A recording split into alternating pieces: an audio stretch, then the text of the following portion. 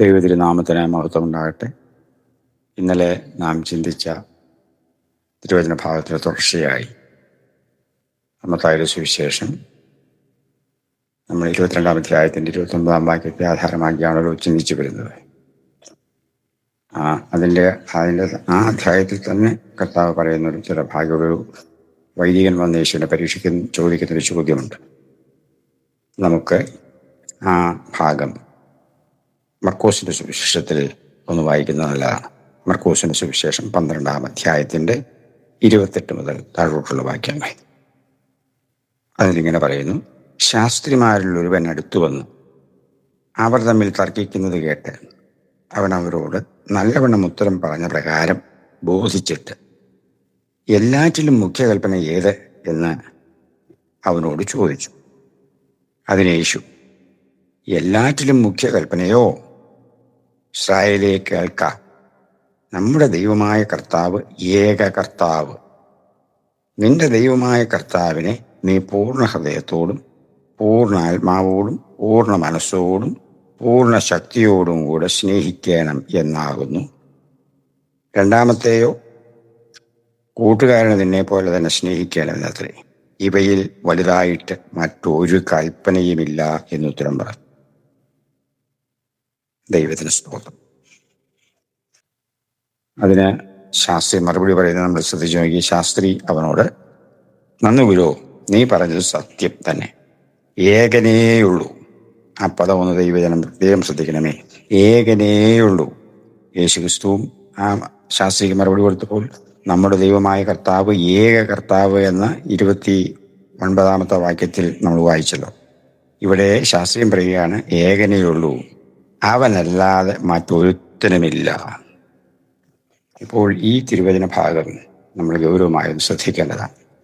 നമ്മൾ കർത്താവായ യേശുക്രിസ്തു മത്തായിയുടെ സുവിശേഷത്തിൽ നമ്മൾ കേട്ടതുപോലെ 22-ാം അധ്യായത്തിൻ്റെ 19-ാം അധ്യായത്തിൽ നമ്മൾ കേട്ടല്ലോ, 6 കൽപ്പനകളെ യേശു കർത്താവ് ഉദ്ധരിച്ച് പറയുന്നു.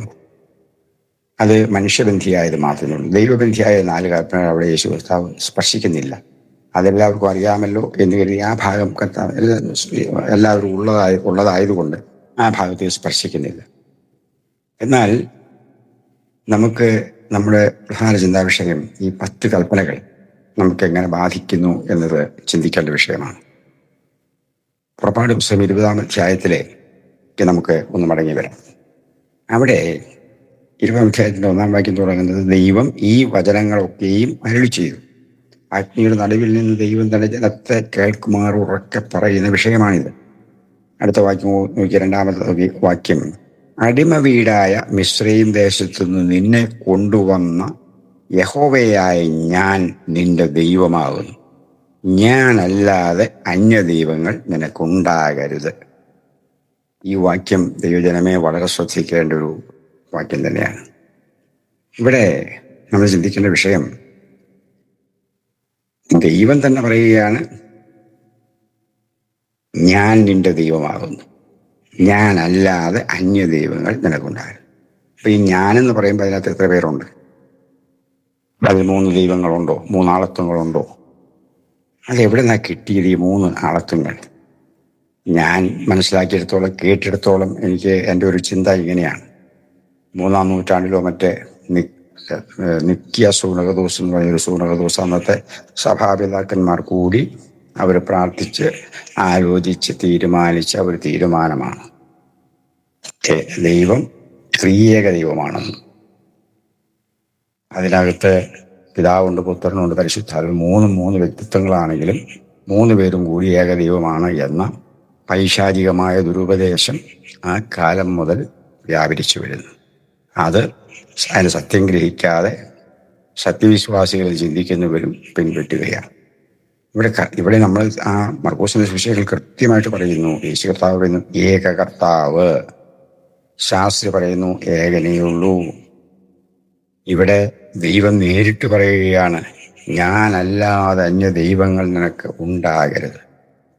അപ്പോൾ യഹോവയായ ഏക സത്യ ദൈവമല്ലാതെ മറ്റേത് ദൈവം വന്നാലും അത് ദൈവകൽപ്പനയ്ക്ക് ലംഘനമല്ലേ? യഹോവ എന്ന ഏക സത്യ ദൈവം നമുക്കറിയാമല്ലോ. പുറപ്പാട് പുസ്തകത്തിലെ 3-ാം അധ്യായത്തിലെ മുൾപ്പടർപ്പിൽ മോശയ്ക്ക് പ്രത്യക്ഷപ്പെട്ട് സർവശക്തനായ ദൈവം മോശയോട് സംസാരിക്കുമ്പം മോശ ചോദിക്കുന്നു, തൻ്റെ ദൈവം ആരെന്ന് ചോദിച്ചാൽ എന്ത് പറയുമെന്നൊക്കെ ചോദിച്ചു ഭാവുന്ന ആ ഭാഗം നമുക്കുണ്ടല്ലോ. അവിടെ ദൈവം പറയുന്നത് എന്തുവാ?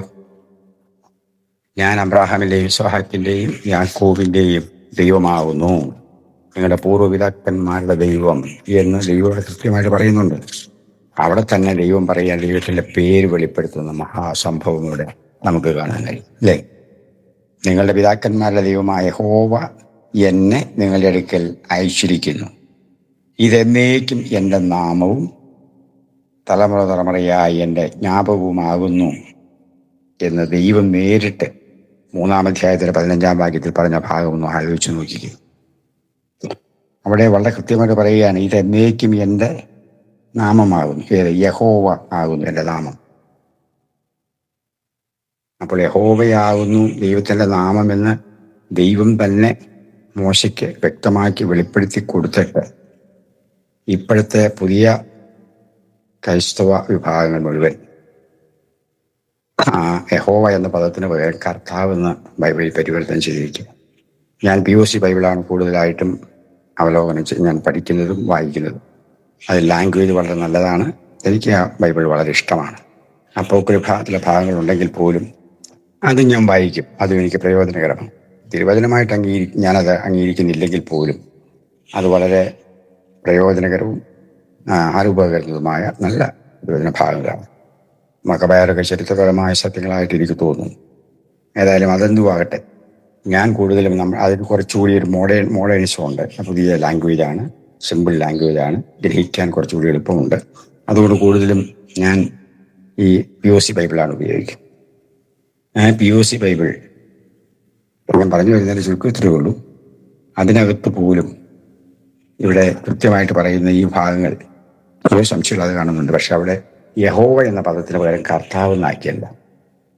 എൻ്റെ സംശയം അങ്ങനെയാണെങ്കിൽ സങ്കീർത്തനം 8-ാം സങ്കീർത്തനത്തിലെ ഞങ്ങളുടെ കർത്താവായ യഹോവേ എന്ന് പറയുമ്പോൾ ആ കർത്താവായ യഹോവ ആരാണ്? അവിടെ എങ്ങനെ പരിഭാഷപ്പെടുത്തേക്കെന്ന് ആലോചിച്ച് നോക്കി. ഇംഗ്ലീഷ് ബൈബിളിലും ലോർഡ് എന്ന പദമാണ് ഉപയോഗിച്ചിരിക്കുന്നത്, യഹോവ എന്ന പദം ഉപയോഗിക്കുന്നില്ല. അതെന്തുകൊണ്ടാണെന്ന് എനിക്കറിയില്ല. അത് പിശാചിനൊരു കളിയായിട്ടാണ് എനിക്ക് തോന്നുന്നത്. എനിക്കറിയത്തില്ല, ഞാൻ ഇസ്രായേലിൽ പോയിട്ടില്ല. ഇസ്രായേലിൽ ഇന്നും യഹൂദന്മാർ ദൈവത്തിൻ്റെ നാമം യഹോവ എന്ന് തന്നെയാണ് വിശ്വസിക്കുന്നതെന്നാണ് എനിക്ക് തോന്നുന്നത്. അബ്രഹാം പിതാവ് മുതൽ നോഹ, അതിന് മുൻപുള്ളതാണല്ലോ നോഹ തുടങ്ങിയുള്ള എല്ലാ ദൈവഭക്തന്മാർക്കും വിശുദ്ധർക്കും, പ്രത്യേകിച്ച് മോശ, യോശുവ, ശമൂൽ. നമ്മൾ കഴിഞ്ഞ ദിവസം ചിന്തിച്ചതാണല്ലോ, ശലോമൻ രാജാവിനോട് ദൈവം പറഞ്ഞു, നിനക്ക് സമനായ ഒരു നിനക്ക് മുൻപ് ഉണ്ടായിട്ട് നിനക്ക് ശേഷം ഉണ്ടാകില്ല, അതിന് മാത്രം ഞാൻ നിനക്ക് നൽകുമെന്ന് പറഞ്ഞ ആ ശലോമോന് പോലും ദൈവം ഈ സ്ത്രീത്വ എന്ന വിഷയത്തെ വെളിപ്പെടുത്തി കൊടുത്തില്ല. ആർക്കും, ഏലിയ പ്രവാചകന്മാർക്ക് ആർക്കുമോ വെളിപ്പെടുത്തി കൊടുത്തില്ല. മോശയോട് പറഞ്ഞത് നിന്നെപ്പോലെ ഒരു പ്രവാചകരെന്ന ആവർത്തന പുസ്തകത്തിലെ 18-ാം അധ്യായത്തിൽ നമ്മൾ കഴിഞ്ഞ പ്രാവശ്യം ചിന്തിച്ചതാണല്ലോ. ആ യഹൂദന്മാരെ പ്രതീക്ഷിക്കുന്ന ഒരു രാജാവ്, ക്രിസ്തു മശിഹ വരുമെന്ന് അവർ പ്രതീക്ഷിച്ചു. അല്ലാതെ ദൈവമായ ഒരാൾ ഭൂമിയിൽ വന്ന് രക്ഷിക്കുമെന്ന് അവർ ചിന്തിച്ചിട്ടില്ല. ദൈവം ഏകനേ ഉള്ളുവെന്നും ദൈവം സ്വർഗസ്ഥനാണെന്നും എന്നാൽ ആ ദൈവം ദൈവം തന്നെയാണ് എന്നും തന്നെയാണ് അവർ അന്നും ഇന്നും വിശ്വസിക്കുന്നതെന്നാണ് എനിക്ക് തോന്നുന്നത്. ഇന്നും യഹൂദന്മാരുടെ ഇടയിൽ ദൈവത്തിൻ്റെ പേര് യഹോവ എന്നാണ് അവർ വിശ്വസിക്കുന്നതെന്നാണ് എനിക്ക് തോന്നുന്നത്. എനിക്കറിയില്ല. ആരെങ്കിലും അതിൽ വ്യത്യസ്തമായ അറിവുണ്ടെങ്കിൽ ദയവായി ഒന്ന് വിളിച്ച് എന്നെ അറിയിച്ചാൽ ഉപകാരമായി. എനിക്കറിയില്ല, അതുകൊണ്ടാണ് അങ്ങനെ പറയുന്നത്. അപ്പോൾ യഹോവ എന്ന ഏക സത്യദൈവം, ആ ദൈവത്തെ മാത്രമേ ആരാധിക്കാവൂ എന്ന് തിരുവചനം വ്യക്തമായി പറയുന്നു. പക്ഷേ ദൗർഭാഗ്യവശാൽ നമ്മുടെ ചർച്ചുകളിലൊക്കെ പാട്ട് പാടുമ്പം യേശു ആരാധ്യൻ എന്ന് പാടുന്ന പാട്ട് കാണുന്നില്ലേ? പിതാവായ ദൈവത്തെ ഓർക്കുന്ന പോലും അവസാനം പ്രാർത്ഥിച്ചു കഴിയുമ്പം യേശു ക്രിസ്തുവിന്റെ നാമത്തിൽ പിതാവേ പ്രാർത്ഥന കേൾക്കണമെന്ന് പറയുന്നതല്ലാതെ കൂടുതലും പ്രാർത്ഥിക്കുന്നതും ആരാധിക്കുന്നതും സ്തുതിക്കുന്നതും ഒക്കെ യേശുവിനെയാണ്. ഇതൊരു പൈശാചിക തന്ത്രമാണ് എന്ന് ബോധമുള്ള ദൈവജനം തിരിച്ചറിയുവാനും കർത്താവിലേക്ക് മടങ്ങി വരുവാനും വിനയപൂർവ്വം ഞാൻ അപേക്ഷിക്കുകയാണ്. ഞാൻ എൻ്റെ വാക്കിലല്ല പറയുന്നത്, തിരുവചനത്തിൻ്റെ വെളിച്ചത്തിൽ ഉറപ്പുള്ള തിരുവചന സത്യങ്ങൾ നിങ്ങളോട് അസന്നിഗ്ധമായി പറയുകയാണ്.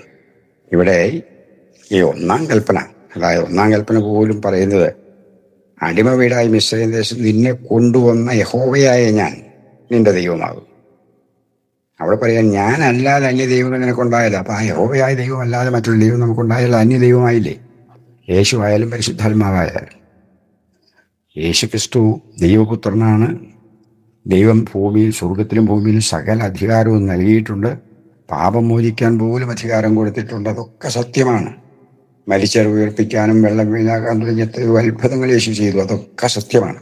അതെല്ലാം ദൈവം കൊടുത്ത ദൈവിക അധികാരം ഉപയോഗിച്ച് കർത്താവായ യേശു ക്രിസ്തു ചെയ്തത് മാത്രമാണ്.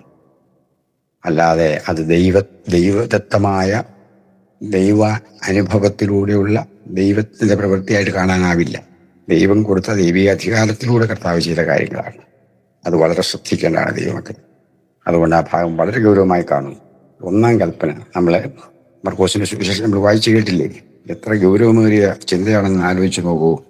അവിടെ കർത്താവ് തന്നെ വ്യക്തമായിട്ട് പറയുകയാണ് അല്ലേ? 12-ാം അധ്യായത്തിന്റെ 28 മുതലുള്ള വാക്യങ്ങൾ.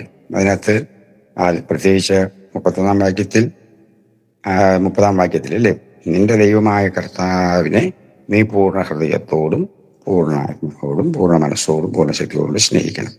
29-ാം വാക്യം കൃത്യമായിട്ട് പറയുന്നു, മുഖ്യ കൽപ്പന ഇസ്രായേലേ കേൾക്ക, നമ്മുടെ ദൈവമായ കർത്താവ് ഏക കർത്താവ്.